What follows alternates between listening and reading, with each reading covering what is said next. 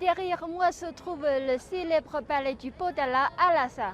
C'est le symbole du Tibet et il est considéré comme l'une des merveilles du monde.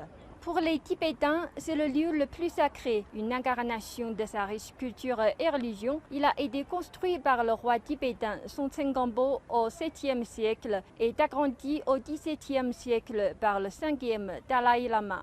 Historiquement, le palais a été détruit une fois en raison d'un éclair et d'une guerre qui a suivi. Mais aujourd'hui, il a bénéficié d'une conservation de première classe. En 2019, le gouvernement central a annoncé qu'il dépenserait plus de 40 millions de dollars au cours des 10 prochaines années pour préserver les anciennes reliques à l'intérieur. Et il limite les visiteurs à seulement 4 000 par jour. Cela montre que la Chine prend au sérieux la préservation de la culture et de la religion tibétaine. Aujourd'hui, le monument est également devenu un symbole de la vie moderne. Prenez cette place publique comme exemple. Le président Xi était ici en train de parler aux habitants et aux touristes lors de son inspection. La place géante se trouve juste en face du palais du Potala. Ici fournit l'angle classique du site saint pour les preneurs de photos.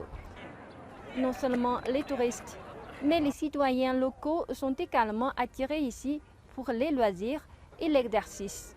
Le président Xi a appelé à des efforts pour construire un nouveau Tibet socialiste moderne, un Tibet uni, prospère, culturellement avancé et harmonieux.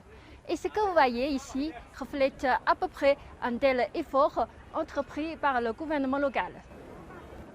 Lors de sa visite, le président Xi est également arrivé ici dans la célèbre rue Parcours.